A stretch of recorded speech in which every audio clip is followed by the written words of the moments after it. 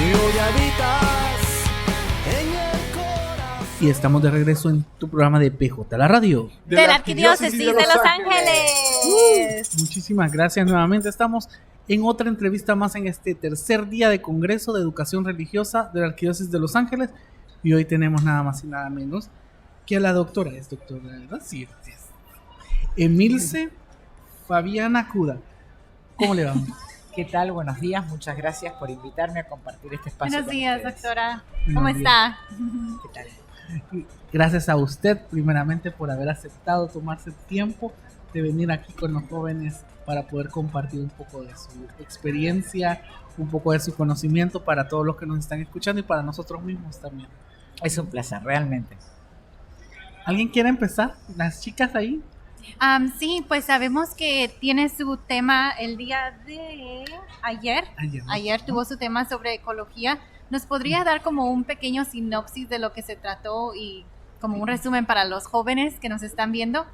Bueno, el tema era la conversión ecológica. Ese fue el título que le puse a mi ponencia, porque hoy de la ecología hablamos todos, hablamos de la crisis ecológica, Sí. pero cómo solucionarlo es el problema. Ujú. Y estamos acostumbrados a pensar que las soluciones van de arriba hacia abajo, Sí. que los que están en los lugares de poder, de decisión, en los gobiernos, en la empresa, en el campo de la industria, en la academia, Ujú. son los que van a tomar las grandes decisiones para cambiar esta crisis ecológica que está a punto de terminar con la vida en el planeta, lo cual sería la sexta extinción de la vida en nuestro planeta. Yeah. Sin embargo, el Papa Francisco está haciendo una propuesta revolucionaria y él dice que el cambio es un cambio que viene de abajo, no de arriba, y que ese cambio que viene de abajo empieza por las periferias, empieza por todos aquellos que han sido excluidos de este sistema, los pobres, los migrantes, Ujú. aquellos que tienen diferencias ideológicas, religiosas. Dice, bueno, todos esos, Sí. los de abajo, los de los bordes, los de las periferias, son los que van a hacer ese cambio ecológico. Pero ese cambio es una conversión, o sea, hay que cambiar algo, hay que convertirse a algo, Ujú. y esa conversión tiene que ver con empezar a dar un nuevo modo de relaciones sociales. Sí. Un sistema es un sistema de relaciones. Sí. Eso es un sistema, es una lógica. Por eso se habla de crisis ecológica. La crisis ecológica generalmente se la asocia a la crisis ambiental. Pero cuando uno lee el documento, Laudato Si, tenemos que tener en cuenta primero que la Laudato Si es una encíclica social. Es parte de la doctrina social de la Iglesia. Y como toda encíclica social, la prioridad son los trabajadores. ¿Por qué los trabajadores? Porque son los pobres. Todos los pobres son trabajadores. Trabajen o no trabajen. Serán en todo caso trabajadores desocupados. Entonces, el centro de la doctrina social de la Iglesia son los trabajadores. Como esos trabajadores son los primeros que van a sufrir la crisis ecológica, entonces la encíclica habla de una crisis ecológica que tiene dos caras. Una crisis ambiental y una crisis social.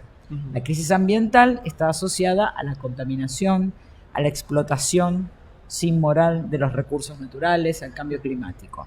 Y de esto se habla mucho, está hipervisibilizado. Pero la otra cara de la crisis ecológica es la crisis social. Y de la crisis social no se habla. Todo el mundo está hablando de juntar tapitas de plástico, de no usar aerosoles, Sí. pero nadie habla de los pobres. Sí. Y la encíclica es una encíclica social. ¿Por qué se llama crisis ecológica? Porque la eco tiene que ver con la vida, con la familia en el sentido de comunidad. Y la lógica tiene que ver con un sistema. Él dice, este sistema, esta lógica que hoy tiene la vida en la casa común, Ujú. es una lógica que mata, es un sistema que mata. Son relaciones sociales que terminan matando. ¿Por qué? Porque terminan excluyendo de los bienes, del mundo simbólico de la cultura, de la formación, de la educación y del trabajo, al 90% de la población mundial. Entonces, ese 10% que está incluido, que es el que del cual esperamos las decisiones, probablemente no las tomen nunca, porque son los que han establecido esta lógica y han llevado a la vida en el planeta esta crisis. Sí. Entonces el Papa dice, no, El cambio va a venir del otro 90%, que son muchos, 90% de excluidos son los que van a comenzar este cambio para frenar la crisis que nos lleva a la muerte y volver a reinstalar la vida, el amor por la vida en el planeta. Y eso requiere una conversión, es decir, cambiar el modo de relaciones sociales. Hoy en día, sí, como yo he escuchado una vez, de que han dicho que es muy bueno limpiar las playas y ir a limpiar basura de las calles y todo eso, pero está ese problema ahí, como usted dice, social, pero además está el problema político. Ahorita yo creo que hoy en día nosotros estamos tratando de ver a dónde va, dónde va el dinero, dónde van los recursos para, hacer un mejor ambiente, o dónde va todo este dinero que está dedicado a estos cambios, para combatir estos cambios ambientales. ¿Qué tan gran rol tiene la política aquí en un sistema así como de económico, ecológico que tenemos hoy? Bueno, la política no es otra cosa que el modo de organización de las personas que viven en comunidad. Si uno vive en un edificio, en un condo, hay una política. Hay una política de todo el vecindario, de todos los vecinos, para cómo administrar el espacio común. Eso es política. ¿A qué hora vamos a pasear nuestras mascotas? ¿Cuáles son los espacios comunes de esparción? Son decisiones políticas. Cuando esta comunidad es un país, eso es la política mayor, con mayúsculas, pero no deja de ser un modo de organización. En la universidad, los centros de estudiantes, en Latinoamérica y en Europa existen, no sé cómo es en Estados Unidos, pero son los estudiantes organizados para ver cuáles son las políticas universitarias que los favorecen. Entonces, sin política no hay modo de convivencia, porque toda organización política, organización social necesita una conducción política. Ahora bien, ¿quiénes son los que llegan a esos lugares de poder? El 1%. Y bueno, quien puede llegar a ese lugar de poder es como una carrera, ¿no? Sí. Hacemos una competencia deportiva, todos salimos corriendo.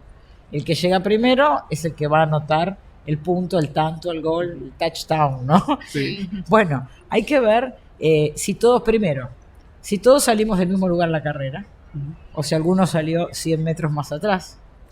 Segundo, si todos salimos del mismo lugar y tenemos las mismas habilidades físicas, porque si uno es discapacitado, aunque salgamos del mismo lugar, nunca vamos a llegar a anotar el tanto.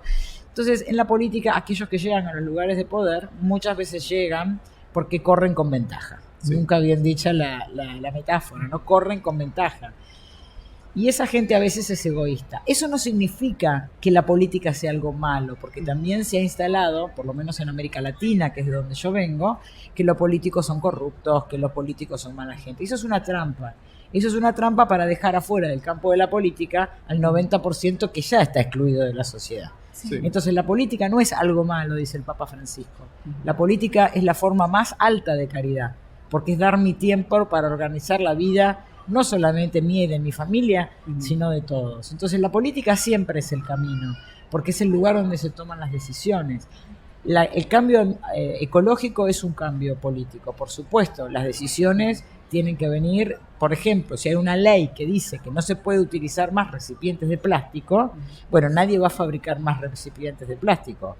Pero ¿quién va a tomar esa decisión? Aquel que llegó, hizo la carrera, corrió más rápido y ocupó el lugar de poder.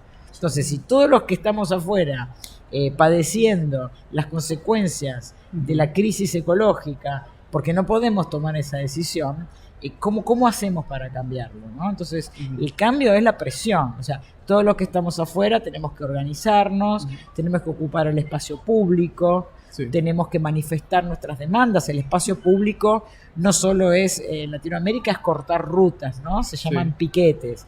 Bueno, puede ser en una plaza, puede ser en un centro de convención dando una conferencia, teniendo comentadores, especialistas en los programas de televisión para concientizar a la gente. Todas esas son acciones políticas que vienen desde abajo. No solamente tenemos que pensar que la política es quien está ocupando los escaños en el Congreso.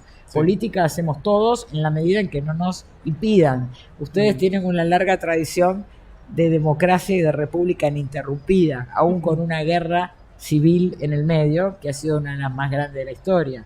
Pero en Latinoamérica, en solo 100 años, tuvimos 200 dictaduras militares. 200 dictaduras militares. Imagínense que la experiencia política de los países latinoamericanos es prácticamente nula. Otro, perdón, Adi. Sí. En el segundo tema, que es el día de hoy, en la segunda ponencia, va a hablar de la mujer en la iglesia en salida, en el lenguaje simbólico. ¿Nos puede dar una sinopsis para que los que nos estén escuchando digan qué interesante va a estar? Vamos a ver de qué se trata. Bueno, le agradezco la pregunta porque es central. Cuando el Papa en el Evangelii Gaudium, en la exhortación Evangelii Gaudium, dice que tenemos que hacer una iglesia misionera, y una iglesia en salida, ¿cómo se interpreta esto? Y acá vuelvo a retomar la pregunta anterior que me hiciste, porque justamente lo primero que piensan es los que están adentro, no los que están afuera, los que están adentro, los que están en el lugar del saber, porque fuimos a la universidad, porque tenemos la capacitación, porque somos evangelistas, catequistas, ¿no? Estamos en el lugar del saber. Entonces somos nosotros los que tenemos que salir a enseñarles a los demás cómo es la vida, cómo es el evangelio y cómo es la política. Pero hay que pensarlo al revés. Pues este Papa dice, las cosas van de abajo hacia arriba. ¿Por qué tenemos que pensar que la iglesia de salida es los que están en los lugares de poder para ir y a enseñarles a los demás cómo es la vida y la realidad? ¿Por qué no pensar que una iglesia en salida es todos los que están en la periferia, en los bordes, que salgan hacia el centro a empezar a ocupar lugares de decisión? ¿Por qué no pensar al revés una iglesia en salida? En ese sentido ocurre lo mismo con la mujer. Una mujer en salida es una mujer que empieza a ocupar, a tomar la palabra, ¿no? A tomar la palabra, a empezar a hablar, a tomar decisiones, a no competir con el hombre. O sea, ser mujer no es competir el lugar masculino, es ocupar el lugar de mujer. No puede ser que yo, para entrar en un espacio social, tenga que aprender a ser como un hombre y hablar como un hombre.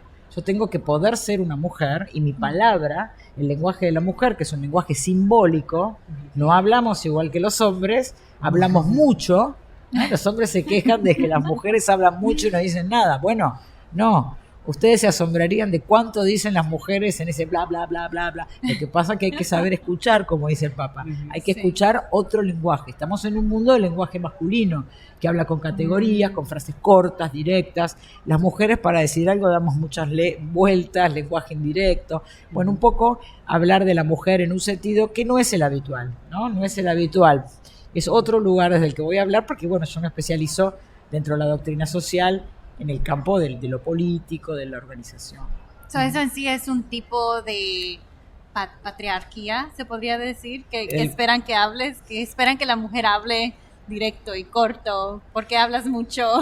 Mira, Freud decía que cuando hay dos niños en una mesa, un niño y una niña, y están comiendo y se acaba la comida, el varón utiliza el lenguaje directo, dice, quiero más carne. En cambio, la mujer dice, ¿me pones sal? Y cuando uno le va a poner sal, ve que no tiene nada en el plato. Entonces lo que quería era carne, ¿no? Entonces ese es el lenguaje indirecto de la mujer, que a los hombres pone muy nerviosos, porque incluso hay una película, ¿no? ¿Qué es lo que quieren ellas? Sí. ¿Qué es lo que quieren ellas? Porque no lo dicen en el mismo lenguaje que los hombres. Sí. Los dicen de otra manera. Y eso es un poco el lenguaje del pueblo, ¿saben? El pueblo habla como la mujer, habla en un lenguaje indirecto. Y quien puede entender, quien se puede poner en el lugar del sacerdote y entender lo que esa mujer está diciendo, ese se lleva todos los votos y gana la presidencia de un país. Interesante el ejercicio de lo que es el lenguaje simbólico del pueblo, porque el pueblo habla como la mujer, habla en un lenguaje indirecto, ¿no? Sí. Después cuando votan, la gente dice, ¿pero cómo el pueblo votó esto?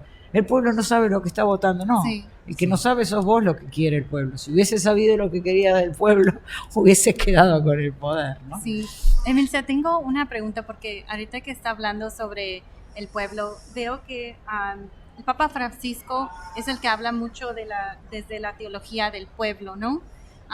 Y creo que para muchos de los jóvenes conocemos quién es el Papa Francisco, escuchamos que el Papa Francisco está haciendo esto por la ecología, por los pobres, pero ya que estás aquí, ¿nos podrías decir un poquito sobre ese background del Papa Francisco que lo lleva a ser tan diferente ahora? Bueno, como yo soy argentina y compatriota del Sí. Papa Francisco, Por eso pensé. eso de creo la que teología Milton del nos puede pueblo decir es algo bien. que nace en Argentina y que se diferencia bastante de la teología de la liberación. Yo tengo escrito un libro sobre eso, que justamente se llama Para leer a Francisco, ¿no? Por- Ética y política, ¿no? Sí. ¿Por qué para leer a Francisco? Porque para cualquier autor, olvidémonos que es el Papa, cualquier autor que vamos a leer, tenemos que ubicarnos en su contexto. Sí. Entonces, para entender cuando Francisco habla del pueblo, hay que ver qué se entiende por pueblo en Latinoamérica, que no es lo mismo que la idea de pueblo en Europa. La idea de pueblo en Europa, cuando yo doy conferencias allá, suena a fascismo. Sí. La idea del pueblo Sí, nazi. exacto. En cambio, en Latinoamérica, pueblo es otra cosa. Y Argentina es distinto a otros países latinoamericanos porque tiene una larga tradición política. Una política que fue organizada a partir de los sindicatos, de los trabajadores. Entonces, el pueblo es un pueblo organizado. Cuando el Papa habla del pueblo, no está hablando de un pueblo ignorante, un pueblo dormido, al cual los que estamos en el lugar del saber y el poder vamos a ir y misionar, evangelizar, cambiarle la cabeza. No, no. Él tiene en su idea un pueblo que tiene un saber. Ok. Quizás no es el saber de la academia, pero es un pueblo que sabe, por ejemplo, cómo sobrevivir sin plata. Ujú. ¿Usted sabe lo que es eso? ¿Cómo vivir hasta el día siguiente sin plata? Eso no es un saber cualquiera. Sí. Eso no está en ninguna de las materias que yo cursé en la universidad. Sí. El 90% de la población mundial sabe cómo vivir hasta el día siguiente con Sí. menos de $1.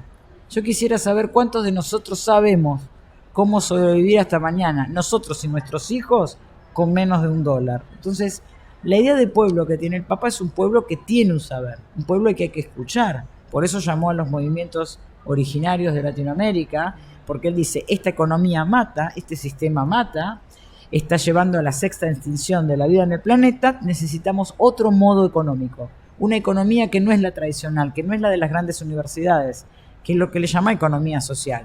Sí. Vamos a preguntarle a esa gente cómo hacen para sobrevivir. Bueno, imagínense cuando escucha esto el Fondo Monetario Internacional, los especialistas de Harvard y No, él, sí. de cómo este indígena que está con las plumas en la cabeza, que se lo han dicho al Papa, se lo han dicho. Me va a venir a decir a mí, una persona que no viajó, que no habló idiomas, que no le estudió historia antigua, medieval. Bueno, Ujú. es un Papa que el pueblo tiene un saber. El pueblo y la mujer siempre están puestos en el lugar de la locura. Esto está muy analizado por Foucault, por Lacan, por muchos grandes teóricos. Son los locos, ¿no? Sí. Cuando yo no entiendo lo que dice una mujer, está loca. Y cuando no entiendo por qué el pueblo vota de esa manera, está loco, es ignorante.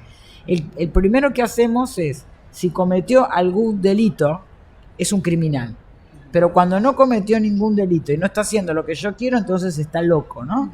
Esto de poner al pueblo en el lugar de la locura, de la ignorancia, es justamente lo que el Papa Francisco está invirtiendo. El pueblo tiene un saber, Ujú. hay que empezar a valorarlo. La misión, la iglesia en salida es esa, es ese pueblo en salida que va a venir a decirle al mundo otro modo de economía. Eso es la reunión de Asís.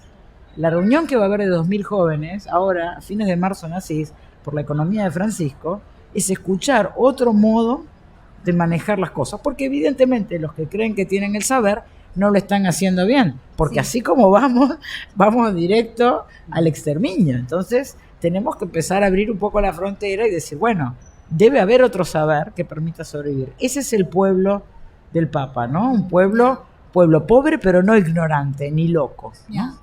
En la parte también dice bueno, que habla de la mujer, el feminismo. Yo sí quisiera preguntarle qué opina usted del feminismo actual, el feminismo que llamamos de tercera ola. Bueno, hay muchos nombres para eso. Cada subcontinente tiene su nombre. Por ejemplo, me dio mucha gracia cuando estuve dando una conferencia en la Universidad Javeriana hace un par de años, que era el aniversario de la universidad, los 100 años, 80, no recuerdo, y termino de hablar de la Trinidad, porque a veces la gente se olvida que nuestro Dios es uno y trino, ¿no? Sí. Se olvidaron de eso. Bueno, estoy explicando eso, de que doctores en teología, y me acusan de hacer teología de género. Y yo dije, justo yo no hablo de política, como verán, no de género. Digo, pero si jamás, al contrario, las feministas se enojan conmigo porque no hablo de la mujer. Digo, y esta gente me está acusando de ideología de género, no entendía. Bueno, lo que pasa que, por ejemplo, en Latinoamérica, feminismo hoy es sinónimo de todo discurso contra el sistema. ¿Entiende? Al comienzo del siglo XX, durante el siglo XX, las luchas feministas eran por la inclusión de la mujer en el mundo del trabajo. O sea, que trabajen en blanco, que tengan 8 horas de trabajo, salario justo, remuneración, días por maternidad. Eran luchas sociales por derechos sociales y laborales. En el siglo XXI, la exclusión laboral dejó fuera del mercado del trabajo no solo a los hombres, sino también a las mujeres. Entonces, lo que era una lucha por los derechos sociales se empezó a convertir en una lucha de género. Entonces las mujeres empezaron a pelear cuestiones de género. Las luchas de género se enrolan en las luchas feministas, por ejemplo, ¿no? Todos los grupos LGTB. Y empieza también a asociarse con los feminicidios, ¿no? Los asesinatos de mujeres. Hoy. De eso voy a hablar hoy también en mi conferencia. Perfecto. Y por último, el tema del aborto. Esto llegó a tal punto que el último 8 de marzo pasado en Argentina, cuando se hace la marcha por el Día de la Mujer y van todas estas columnas a la Plaza Central, cuando entran las mujeres representantes de los sindicatos, la de los movimientos LGTB las echaron. Entonces uno dice, ¿qué pasó aquí? ¿Qué pasó, no? Entonces es muy difícil hoy con una palabra definir qué es un movimiento feminista. ¿Qué está defendiendo? Porque en algunos casos defienden la ley de aborto libre y gratuito, en otros casos el trabajo y el salario justo, en otros casos los derechos de las mujeres migrantes. Es muy complejo. Yo creo que hay que empezar a separar, porque si nos ponemos en contra, por ejemplo, aquellos que están en contra de la ley de aborto, ¿qué hace? ¿Se ponen en contra de todos los movimientos feministas? No. Y los que estamos a favor de los derechos de la mujer, entonces por eso somos pro aborto. No. Entonces, ¿cómo poder manejar eso? Bueno, eso es un saber que yo calculo que en 10 años ya no va a ser tan complejo, ¿no? Se están acomodando las manzanas en el cajón, me parece. Le agradecemos, doctora, su tiempo. Al contrario. Muchísimas gracias por habernos estado aquí. Nos vamos a despedir ya. Gracias por estar con nosotros. Recuerde suscribirse a nuestro canal, darle clic a la campanita, darle like a este video, compartirlo en todas sus redes sociales. De la Arquidiócesis de Los Ángeles.